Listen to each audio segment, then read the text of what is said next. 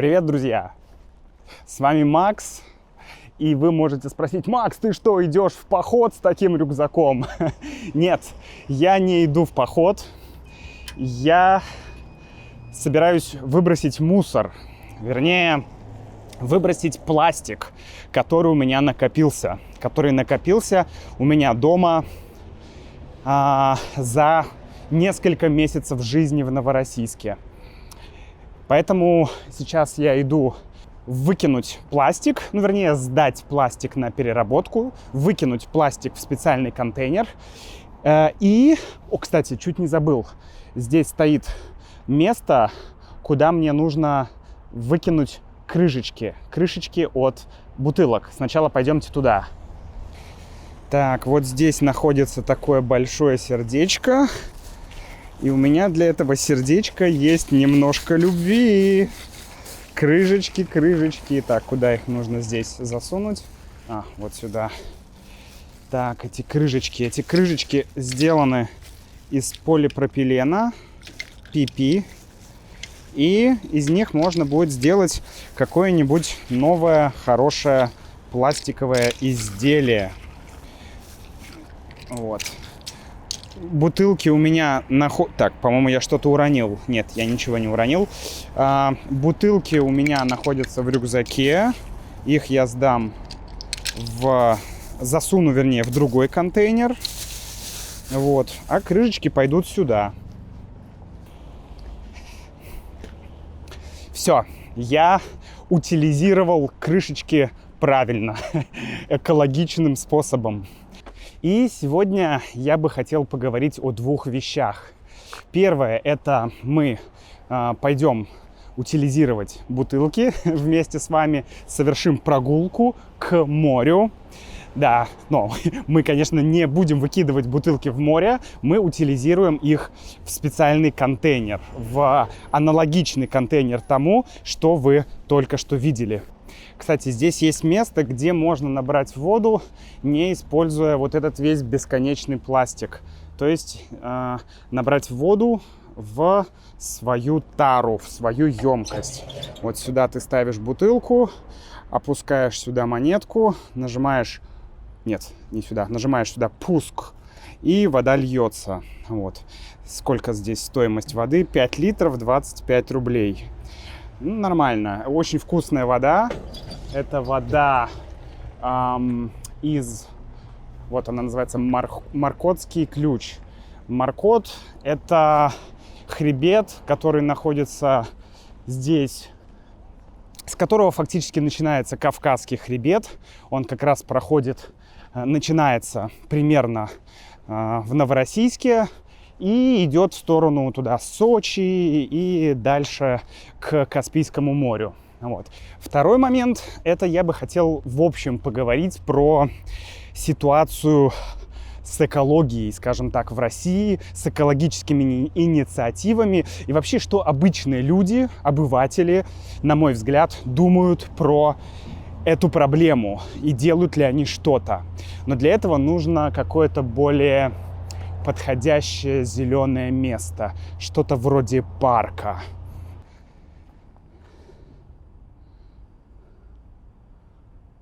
О, парк! Отлично! Намного лучше. Здесь уже гораздо приятнее ходить, чем просто по улице. И здесь как раз я хочу поговорить об экологии. Помните, у меня несколько недель назад было видео про Краснодарский парк, который построил один меценат. Большой красивый парк. Многие говорят, что это лучший парк в России. Вот, очень такой интересный, современный парк. Да, такое даже городское пространство, можно сказать. Вот сейчас я нахожусь в совершенно противоположном месте.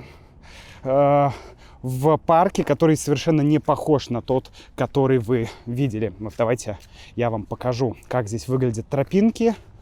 Здесь почти нет никакого благоустройства. То есть даже вот по тропинкам, вот по таким ходить не очень удобно. но зато, наверное, он более экологичный и менее ущерба наносит природе и не так сильно влияет на глобальное потепление, как, например, тот парк. Но к чему я это все говорю? Смотрите, какая прикольная беседка. У меня давно была мечта прийти сюда поработать, но здесь висит замок, поэтому я не могу это сделать. Но вообще здесь очень классно. Я напомню, что сейчас зима. Здесь даже виден снег. Да, в Новороссийске выпал снег. Вот. В чем дело? Когда я опубликовал видео про Краснодарский парк, многие из вас оставили комментарии. Такие комментарии, что Макс, парк красивый, но он с точки зрения экологии, с точки зрения влияния на климат, он плох, да, у него есть проблемы. В чем проблема? Ну, например, пальмы. Те пальмы, которые находятся в том парке, многие написали, что они используют энергию, да, лишнюю энергию для обогрева. Вот. Также очень много иллюминации или подсветки в парке, и поэтому это тоже дополнительные ресурсы. Ой, смотрите, какая красивая зеленая трава. Ох, вот это зима. О, кстати, я вам сейчас еще покажу безумное растение. Это такие вот деревья, вернее, даже. Это деревья с такими гигантскими шипами. Посмотрите, просто это жесть какая-то. Просто гигантские шипы. Растение-убийца, вернее, дерево-убийца. Да.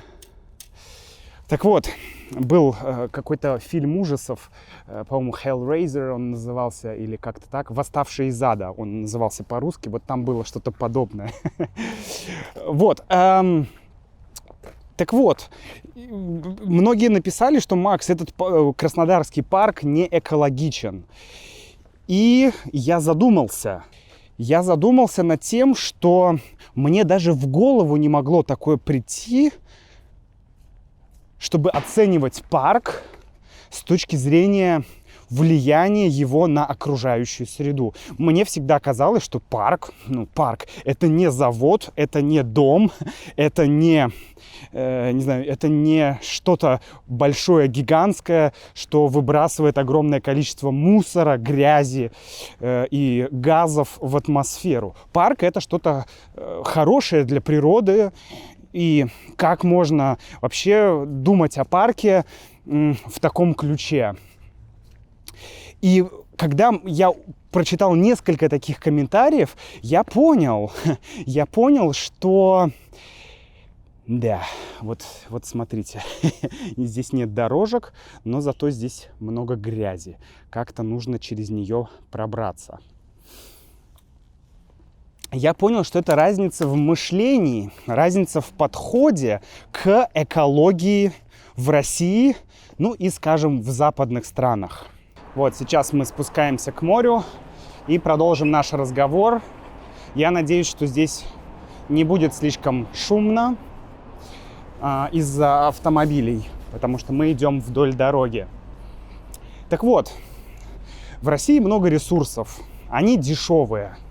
Поэтому у нас дома всегда плюс 22, плюс 23, даже если на улице минус 23, даже если на улице минус 40. Вот, кстати, можете посмотреть, как все происходит. Я не уверен, но, по-моему, эта штука связана с... как это? Я не знаю, как она правильно называется, но она относится к вот этой вот теплосистеме, к системе снабжения теплом домов или каких-то объектов. Я думаю, что, скорее всего, это так и есть. Что-то типа тепловой станции, не знаю точно. Но забавно, что мы это видим прямо сейчас. Так вот, из-за того, что эти ресурсы дешевые, получается, что особо экономить нет смысла. И я помню, что где-то до середины 10-х годов мы дома практически не задумывались об экономии воды. То есть я всегда мог лить столько воды, сколько я хотел. У нас даже не было счетчиков в доме в то время. То есть фактически мы платили какую-то сумму каждый месяц и могли использовать в Санкт-Петербурге столько воды, сколько нам было нужно.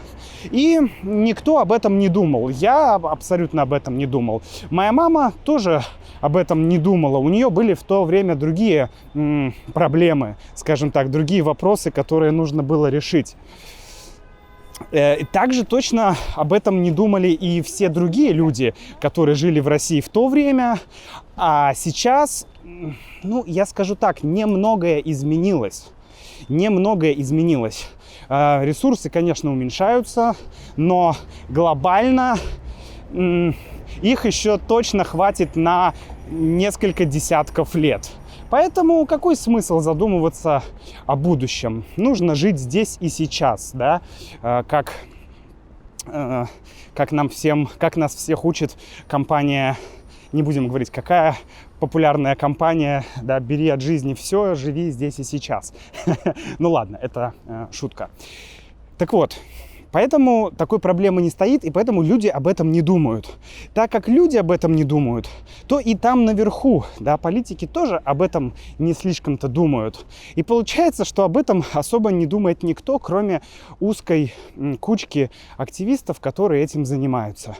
Вот мне видится эта ситуация именно так. Могу сказать, что из моих знакомых только мой ближайший друг занимается раздельным сбором мусора. Никто больше из моих ближайших друзей и знакомых этим не занимается. Или, может быть, занимаются, но я об этом еще пока не знаю.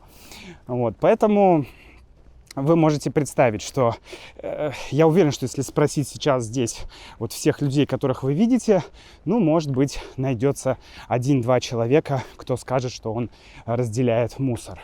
Но здесь двоякая проблема. Это проблема и людей, и неразвитости какого-то, как мне видится, гражданского общества или какого-то сознания людей.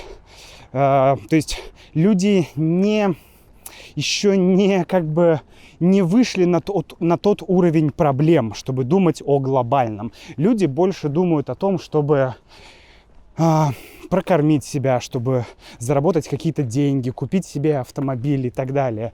Но гораздо меньшее количество людей задумывается о том, что я влияю на глобальный мир, я влияю на эти горы, я влияю на это небо. Никто так особо не мыслит. Поэтому, мне кажется, тут должна быть двойная работа и сверху, и снизу. То есть инициатива людей и правильная повестка экологическая сверху. Но кстати, мы дошли до нашей рыбы. Это симпатичная рыба на берегу озера. Это озеро, кстати, а там дальше идет море. И сейчас мы сюда будем загружать пластиковые бутылки. Так, вот мой рюкзак. Сейчас мы его откроем. Ху-ху-ху. Тут целый 1 миллион бутылок. Да, большое количество пластика у нас с Юлей накопилось. Вначале мы не знали об этих автоматах, где можно купить воду без пластиковой бутылки. То есть, где можно прийти просто со своей бутылкой или со своим каким-то контейнером и просто налить воды. И мы покупали воду чаще. Мы покупали воду в таких бутылках. Но в последнее время мы этого уже не делаем. Практически, конечно. Иногда бывает, что хочется пить, но по-другому просто не купить воду, поэтому приходится использовать пластиковые бутылки. Поэтому такое количество пластика у нас скопилось за несколько месяцев. Да, достаточно много, но, по крайней мере, этот пластик весь будет переработан. Я очень на это надеюсь.